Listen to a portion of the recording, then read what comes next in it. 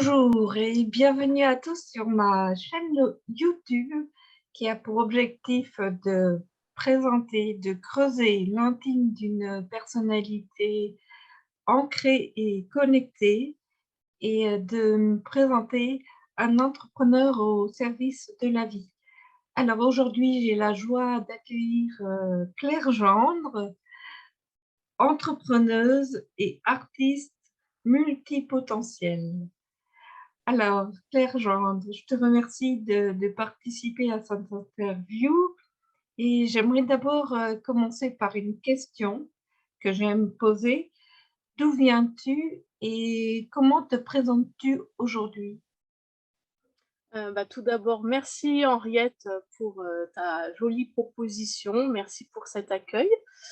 D'où je viens, en fait, moi je vais me présenter professionnellement d'une filière, sociale et j'ai travaillé 16 ans, dans ce beau métier du social et en fait, avant, j'avais vraiment à cœur, d'être dans la création en tant qu'artiste et j'ai pas pu accéder à des études artistiques, jugées trop chères et trop, incertaines, par mon milieu parental et donc voilà, j'ai abandonné ce projet pour être dans le milieu social et donc après cette, longue expérience dans le social, aujourd'hui, je me présente et je me définis, comme, une artiste multipotentielle et j'aime à redynamiser, remotiver, les êtres hypersensibles, pour leur permettre de réaliser leurs rêves et leur plein potentiel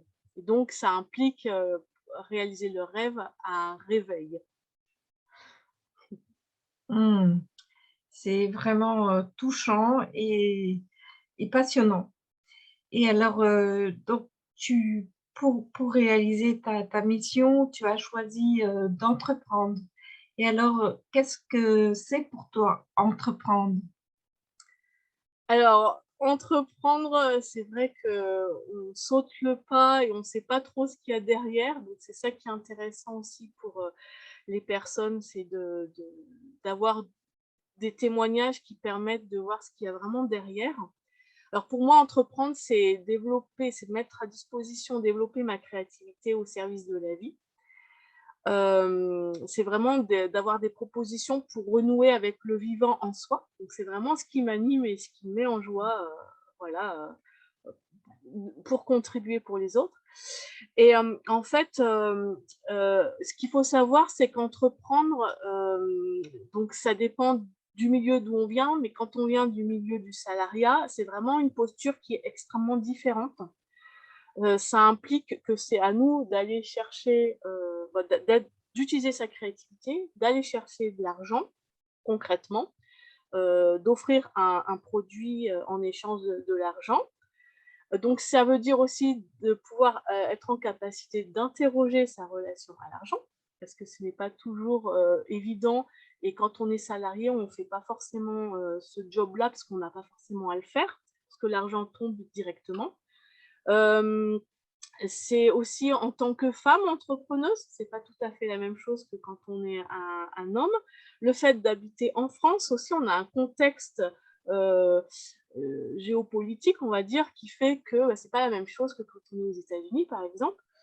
Est-ce qu'on a eu un modèle parental ou familial, de personnes qui entreprend ou pas? Voilà, c'est tous ces éléments, qui sont des facteurs aussi à prendre en compte, quand on entreprend. Voilà, c'est pour un peu la petite, parenthèse, on va dire, des questions qu'on peut se poser et pour moi, c'est un très bel outil de connaissance de soi. Pour moi, c'est le meilleur outil de connaissance de soi parce qu'on est vraiment, pour entreprendre, on est vraiment, on va dire obligé, mais c'est un plaisir aussi d'être vraiment, au cœur de soi, au cœur, de son intime aussi, je trouve.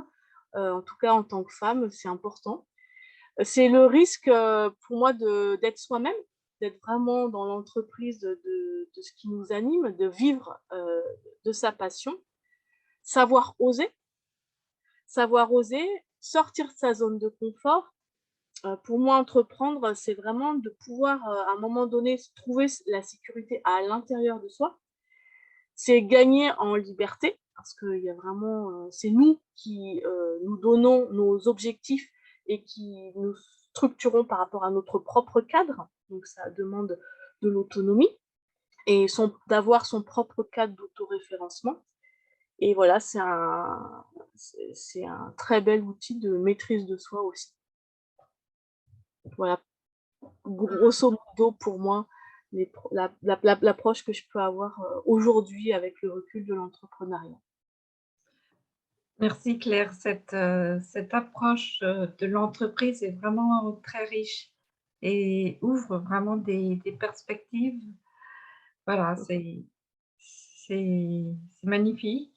Alors aujourd'hui, tu te lances dans un nouveau projet et pourrais-tu nous en parler un petit peu plus? Hem, alors en fait, alors c'est rigolo de dire nouveau projet parce que moi j'ai pas l'impression que c'est nouveau, mais en fait, il y a eu plusieurs pour que les personnes puissent comprendre, il y a eu plusieurs étapes dans ma façon de dire heu, d'entrepreneuriat, en fait. Il y a eu une étape où je me suis dit: «Pourquoi pas? C'est possible, mais c'est quand même compliqué». Enfin voilà, il y a eu toute cette étape-là, un petit peu avant de quitter, le domaine du social. Donc déjà un travail en amont, de recherche, de savoir, bon, pourquoi pas, mais quand même, enfin avec quand même beaucoup de freins, beaucoup de questionnements. Donc ça, c'est tout à fait normal d'avoir des questions, des questionnements par rapport à ça. Et j'ai eu une phase, on va dire, un peu classique d'en avoir un peu ras-le-bol du contexte, du travail dans lequel je me trouvais. Alors non pas que le travail ne me plaisait pas, mais c'est plutôt le contexte. Le travail a vraiment perdu son sens et les conditions dans le social étaient quand même, vraiment dégradées déjà à l'époque. Là, c'est costaud. Donc ça s'est dégradé au fur et à mesure des années. Donc déjà, on est parti en fait, par exemple, moi je suis partie de ça et c'était la première, on va dire la première immersion dans l'entrepreneuriat, reprendre ma liberté, et de pouvoir, avoir mon propre cadre, comme je disais, de référence. Évidemment, le fait d'entreprendre, il y a eu plusieurs étapes et au cours de ma vie, ça voilà, depuis, l'âge de 19 ans, en fait, il y a eu des choses qui se sont déroulées évidemment comme tout à chacun et dans ma vie, j'ai eu, ce qu'on peut appeler donc ce que Stanislav Grof appelle des tensions spirituelles. Donc c'est, des choses d'avoir une expansion spirituelle est une chose, un processus normal dans la vie d'un être humain. C'est tout à fait normal. Mais dans notre société occidentale matérialiste, en fait, c'est pas pris en compte et souvent c'est tout de suite médicalisé, la personne, on la prend pour folle ou pour je sais pas quoi. Mais en fait, c'est le fait de remettre en question, son existence, métro boulot dodo, hein, pour faire très simple et donc c'est ce processus, en fait, il est très important, il est très important pour moi, dans le développement de mon entreprise. Parce qu'évidemment, moi, j'ai une approche holistique de la personne, donc on est on fait aussi avec toutes ces dimensions, de notre être. Et donc j'ai observé que quand, je n'étais pas, dans ce processus, en tout cas que j'y résistais, bah, ça impliquait plus de souffrance, plus de résistance, plus de contraction et ça bloque, clairement la circulation de l'énergie dans le corps, hein. Ça bloque l'énergie de vie. Donc aujourd'hui, donc justement, de renouer avec ce côté artistique que j'ai jamais vraiment perdu, mais d'être vraiment dans cette connexion, hem, artistique, donc à travers les compositions, les écrits, les méditations, j'ai à cœur de vraiment, aider les personnes qui ont une hypersensibilité, de renouer à leur propre créativité. va vraiment être en lien avec ce qui est vivant en eux. Et donc, j'ai concrètement en train de développer 2 programmes en ligne pour permettre de se renouer à sa créativité, mais de façon ludique. Donc, pour être vraiment accéder à son autonomie et être dans son propre cadre d'autoréférencement. Donc, Chose tes rêves et le programme FIT. Et donc, pour moi, je suis issue de la Gestalt biosystémique. Je donne mon cadre de référence parce que c'est toujours intéressant de savoir d'où la personne parle. C'est pour moi la relation de résonance qui est importante, tout en laissant la place au corps et aux émotions, parce que pour moi, les messagers passent par le corps. Et donc, avec la place aux intuitions, c'est une approche de psychologie transpersonnelle, c'est-à-dire une approche holistique où on prend la dimension spirituelle de l'être humain, ce qui n'est pas forcément le cas voilà, dans ces approches occidentales, matérialistes pures et dures. Et donc, par ces projets artistiques, pour moi, c'est de témoigner de l'impact de ces tensions spirituelles que j'ai vécues très, très fortement. Et là, en témoignage, et aussi une manière pour certaines personnes de se reconnaître, j'ai donc écrit 2 chansons. Ta petite voix, qui est déjà sur ma chaîne YouTube, et il y a Jess Groove aussi qui est en cours d'arrangement. Je suis en train d'écrire La solitude du saumon. Donc pour insister sur le fait qu'on est certaines personnes à éprouver des choses qui paraissent pas dans la norme entre guillemets, et du coup on se sent en décalage, on se sent il y a un certain mal-être. Et moi, mon rôle, c'est de dire mais c'est tout à fait normal, sauf que ce n'est pas compris par l'ensemble des personnes. Et c'est pour moi important de réhabiliter cette dimension spirituelle en fait de l'être, qui est tout à fait ordinaire. C'est un processus ordinaire. Et du coup, le fait par ces textes, par ce témoignage, c'est offrir ma vulnérabilité pour déclencher ce qu'on appelle la catharsis. C'est d'impliquer l'émotion du public, d'impliquer le public, traiter les choses voilà, qu'on a envie de purifier, de guérir chez soi, par la case humour, dérision, pour aider justement à la libération de traumatisme, la libération de ce qui a été refoulé en fait. Donc, j'ai écrit notamment là, cet été, ça a été propice à écrire un texte de guérison, c'est sur l'énergie du pardon. Donc voilà, tout ça au service de la vie.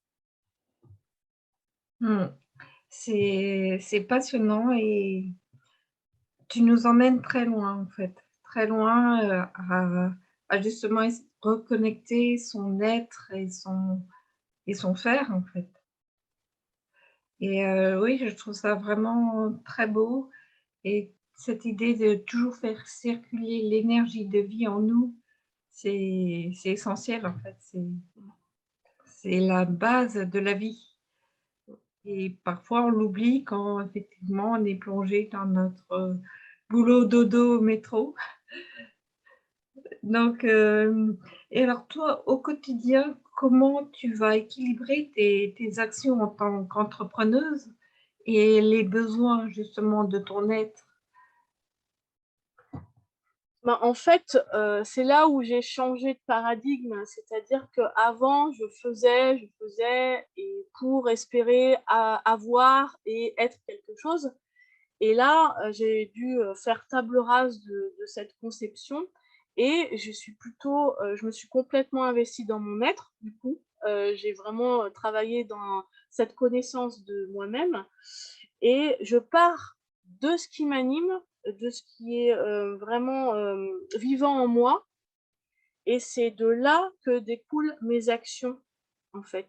Et donc mes actions après qui vont devenir, en se tissant entre elles, qui vont devenir quelque chose dont je n'ai même pas la maîtrise, en fait. Donc ça me demande, un lâcher prise, sur aussi, les choses, qu'on peut faire, en fait. Donc ce qui est un peu une façon d'entreprendre, on va dire, qui n'est pas, on va dire, dans une norme classique, de suivre un business plan, par exemple. Donc ça, c'est suivre un business plan, ça a pas été ma voie. Je dis pas que c'est pas une bonne voie, hein. Il y a pas de bonne ou de mauvaise voie, mais c'est pas ce que j'ai retenu. Et pour moi, ces actions, ça je me mets en réceptivité, en introspection, en réceptivité de ce qui m'anime, et je suis très attentive, aux messages que je peux avoir, aux synchronicités, aux rencontres, aux rêves, que je peux avoir, qui font que ça me donne aussi une piste à suivre. C'est un peu une chercheuse avec une piste à suivre, et c'est du coup très ludique.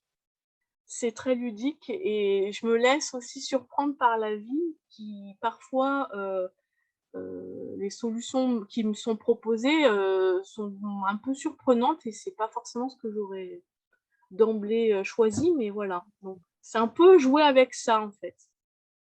Oui, c'est intéressant parce que ça veut dire que en fait, ta connexion à l'invisible te permet de t'ancrer, avec plus de puissance dans la matière. Enfin, c'est mon c'est mon ressenti. Alors, aujourd'hui, comment vois-tu ton entreprise au service de la vie?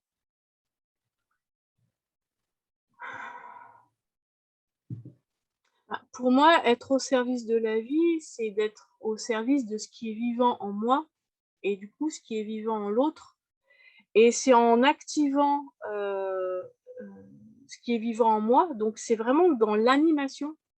Dans l'inspiration et l'animation. L'animation, en fait, c'est un terme très puissant, hein, parce que, voilà, il y a le terme animateur, on est animateur, ça peut être, des connotations de métier mal payé, des choses comme ça. Mais quand on se prend vraiment le réel mot animer, c'est reprendre vie, c'est inciter au mouvement, inspirer à l'action, pousser à l'action, s'éveiller à la vie, s'éveiller à ses sens. Donc c'est très, important et impliquant, et c'est donner, l'apparence de la vie à la matière. Enfin, c'est vraiment comment on joue avec ça, et artistiquement, c'est, passer ce souffle de vie, dans des improvisations, dans une composition. C'est vraiment cette idée, effectivement, comme tu le disais, c'est exactement ça, de faire circuler la vie, c'est exactement ça.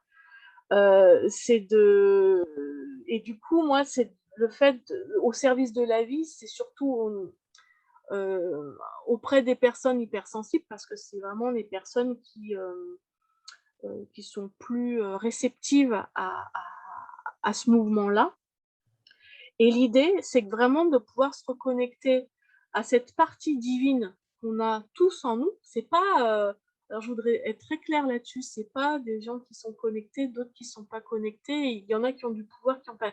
Non, non, non, non, ça c'est, des choses qui sont pour tout le monde, qui sont inhérentes à l'être humain. Donc je le dis bien, je veux être claire là-dessus, et c'est pas quelqu'un qui a des pouvoirs et les autres qui ont pas de pouvoir, ce n'est pas vrai. C'est vraiment, une connexion qui est naturelle, mais qu'on a juste oubliée. On est juste des personnes amnésiques, c'est tout. Donc l'idée, c'est de reconnecter à cette part divine qui est en nous et qui peut prendre soin de cette part humaine qui a été blessée, qui a été, voilà, qui a vécu beaucoup de traumatismes, et c'est cette part divine, du coup, qui permet, de prendre soin de cette part humaine, qui fait qu'on peut reprendre notre autonomie, on peut reprendre, bah, justement, être aussi, d'avoir ce cadre d'autoréférencement. Quand je parle de, c'est peut-être pas très clair, le cadre d'autoréférencement, c'est vraiment de pouvoir, trouver ses propres réponses à l'intérieur et arrêter, de chercher à l'extérieur. C'est humain, hein, donc moi aussi je le fais, il y a aucun souci, je suis en chemin comme tout le monde. J'ai, voilà, j'ai le mental qui veut prendre le dessus, les guéguerres, voilà, je suis en chemin comme tout le monde, mais l'idée, c'est vraiment de dire: «OK, qu'est-ce que je suis? Heu, qui je suis, mais qui je suis, du verbe suivre. Je suis mon cœur, je suis qu'est-ce que voilà et voilà, l'idée, c'est vraiment de mettre, son mental et tout son raisonnement, donc des choses, plus techniques, des choses techniques à faire en tant qu'entrepreneur, au service de ce que j'ai décidé, de mon intention, d'effectivement, bah, pour moi, ça va être d'aider les personnes à se reconnecter à ce qui est naturel chez eux. C'est pas, des gens qui ont la capacité de le faire et d'autres qui ne l'ont pas. On peut entendre ce discours-là, mais ce n'est pas vrai. C'est un discours qui est faux. Donc on rétablit la vérité et on dit: «C'est un processus naturel qui est, accessible à tout le monde pour peu qu'on fasse silence», mais je vais pas tarder à faire silence, Mmh. pour pouvoir concilier, voilà et finalement devenir ses propres parents et c'est ça pour moi, concilier l'énergie de la réceptivité et de l'action, c'est vraiment de pouvoir, prendre soin de nous, que le divin prend soin de la part humaine et c'est ça qui pour moi, on est dans l'ordre de l'auto-guérison et Mmh. pour moi, c'est ça qu'on a le chemin qui est proposé et qui est, très, riche effectivement et voilà. Mmh. Merci Claire de terminer sur le mot auto-guérison. Je crois que ça va être Mmh, l'objet d'un entretien intense parce que c'est un sujet de notre époque, je pense. ouais. Alors merci beaucoup parce que c'est vraiment de la haute voltige ce que tu nous as proposé. Et j'adore quand tu dis que nous sommes amnésiques, en fait. Mmh, C'est ça fait mal, mais c'est la vérité. Enfin, c'est je pense que là, tu es dans le juste et notre travail, en fait, sur terre, c'est simplement de nous ressouvenir, mmh. en fait, de ça. Donc je te remercie vraiment pour ce cadeau que tu nous offres et alors nous arrivons à la fin de nos 10 minutes. Alors j'invite les auditeurs à on a été coupé, mais nous revoilà. Ce sont les joies du direct et le mouvement de la vie, mais je ne vous laisserai pas par terre comme ça. Je voulais remercier Claire de tout ce qu'elle nous a offert. Nous avons évoqué de nombreux sujets et interrogé les questions que se posent tous les entrepreneurs qui se lancent au service de la vie, comme interroger sa relation à l'argent, entreprendre comme un outil de connaissance de soi, risquer d'être soi-même, savoir oser, trouver la sécurité, gagner en liberté, dépasser le possible mais c'est compliqué, réfléchir mon travail perd son sens, qu'est-ce que je fais, avoir un autre cadre de référence et partir à la recherche du vivant en soi. Voilà, tout cela était très précieux et très riche et j'espère que nous aurons l'occasion d'approfondir certains de ces sujets qui méritent d'être approfondis. Alors si vous souhaitez en savoir plus sur ce que Claire propose, je vous mets sous la vidéo le lien de son site internet et vous pourrez la contacter. Surtout n'hésitez pas, Claire est toujours ravie de partager tout ce qu'elle a expérimenté au cours de sa vie. Voilà, je vous laisse et je vous souhaite une belle journée.